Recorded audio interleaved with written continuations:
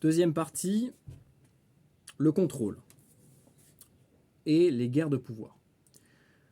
Ce qu'il faut comprendre, c'est que aujourd'hui, le but d'une grande majorité des gens, notamment ceux qui sont haut placés, c'est d'être au sommet de la pyramide. C'est d'être le dirigeant, celui qui a le pouvoir, celui qui contrôle. Pour contrôler, il faut avoir le pouvoir. Pour avoir le pouvoir, il faut manipuler. Il faut avoir la main sur ce que fait la population et ce que pense la population. Et pour ça, eh bien, ça fait des milliers d'années que les dirigeants ont très bien compris qu'il y avait des méthodes, des mécanismes. Donc on a commencé à s'intéresser aux mécanismes du cerveau.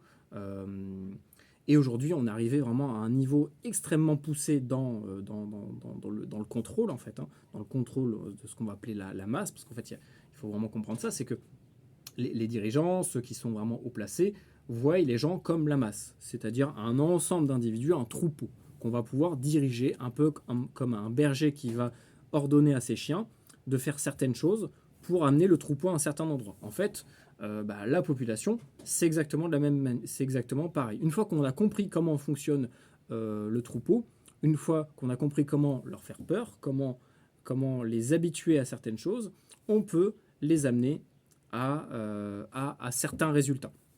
Et c'est ce qui se passe dans notre quotidien, c'est ce qui se passe à tous les niveaux de la société. Donc on va retrouver tout ce qui va être image subliminale, on va retrouver les techniques de manipulation de base, donc de la psychologie. Il faut comprendre qu'aujourd'hui on est dans une guerre psychologique. La psychologie, c'est une rame. Et de manière officielle, hein, il y a des organismes dans les différentes armées qui sont formés, qui sont spécialisés dans la guerre psychologique. L'information, c'est également ultra important de savoir la contrôler, parce que ça permet, grâce à de vraies ou de fausses informations, ou en mélangeant les deux ensemble, eh bien, soit de faire peur, soit d'énerver les gens, soit de les intimider, soit de les pousser à la révolte, soit de les pousser à se soumettre à certaines obligations. Je prends pour exemple, encore il y a quelques années, le Charlie 19, à peut-être les préparer à certains événements, certaines révélations. Voilà, tout ça, il faut comprendre que n'y a rien de top secret, même si, je veux dire, au niveau des programmes qui ont été mis en place ou qui sont toujours en place, oui, bien sûr, il y a des trucs qui sont plus ou moins secrets, même si, d'un autre côté, on a toujours réussi à avoir des fuites de ça. Et ce que j'ai compris, et notamment c'est depuis le Charlie 19, c'est que là, on rentre vraiment dans une guerre de l'information et du langage. Le langage, c'est également une forme de contrôle, parce que nous pensons par les mots. Une fois qu'on a le contrôle sur la définition des mots, sur ce qu'est un mot, qu'est-ce qu'il veut dire, à quoi il sert, une fois qu'on lui change cette définition-là, ou alors qu'on le vide de tout sens, eh bien, les gens ne peuvent plus réfléchir correctement. Donc le langage, c'est également une forme d'ésotérisme. C'est une forme de contrôle par le langage. Je prends pour exemple le livre 1984 qui en parle très très bien avec le novlangue.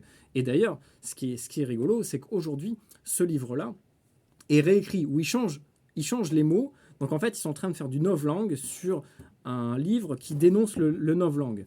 Donc en fait, c'est le nouveau langage. On va vraiment changer toutes les définitions pour détourner le sens premier des mots, pour que ça ne veuille plus rien dire. Et en fait, on va parler avec des mots creux. Et c'est ce qui se passe. Si on regarde la politique aujourd'hui, ils utilisent le novlangue. Voilà, donc tout ça va avoir un lien avec l'ésotérisme. Pour revenir au pouvoir, ce qu'il faut comprendre, c'est qu'on est sur un système pyramidal. Qu'est-ce qu'un système pyramidal ? Et pourquoi ce symbole-là ? On reviendra là-dessus plus tard, on verra que ça a vraiment un lien avec l'occulte. La pyramide. Pourquoi tout le temps le symbole de la pyramide ? Tout simplement parce que en bas, c'est la base qui maintient le haut, mais c'est le haut qui dirige le bas. Et chaque niveau va être cloisonné. C'est-à-dire que ceux du deuxième étage auront le contrôle sur l'étage du premier. Mais ils seront moins nombreux, un tout petit peu moins nombreux, mais ils seront quand même assez nombreux. Ils seront un peu moins nombreux que la base principale. Donc la base, c'est les profanes, c'est la masse, c'est le peuple de manière générale, c'est les gens qui sont, voilà, monsieur, madame, tout le monde. plus nous allons monter dans la pyramide et plus ça va se rétrécir. Forcément, il y a toujours moins de dirigeants que de gens contrôlés. C'est comme ça. Et plus on va monter, et plus ça va se diminuer. Et ce qu'il faut comprendre, c'est que ceux de l'étage en dessous ne savent pas qui est au-dessus. Tout comme dans certaines sphères, certains milieux ésotériques, eh bien, il y a des groupes dans des groupes. Et ça peut se voir n'importe où, même dans une entreprise, il y a forcément un directeur qui va faire des réunions de manière officielle avec ses employés, mais qui va aussi faire des réunions avec d'autres groupes de personnes, qui eux-mêmes vont faire d'autres réunions avec d'autres groupes de personnes. Donc en fait, ce qu'il faut comprendre, c'est qu'on vit dans un système pyramidal, c'est également un système de Ponzi. C'est pour ça qu'on va voir le lien avec la finance, avec le juridique, avec l'ésotérisme. En fait, tout ça, c'est plus ou moins la même chose. En fait, c'est imbriqué, c'est connecté.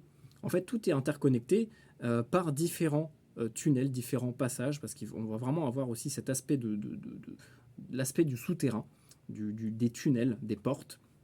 En fait, tout va être interconnecté par différentes passerelles.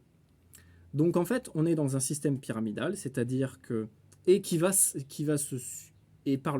par-dessus lequel on va superposer le système officiel, c'est-à-dire le politique, l'administratif ou autre.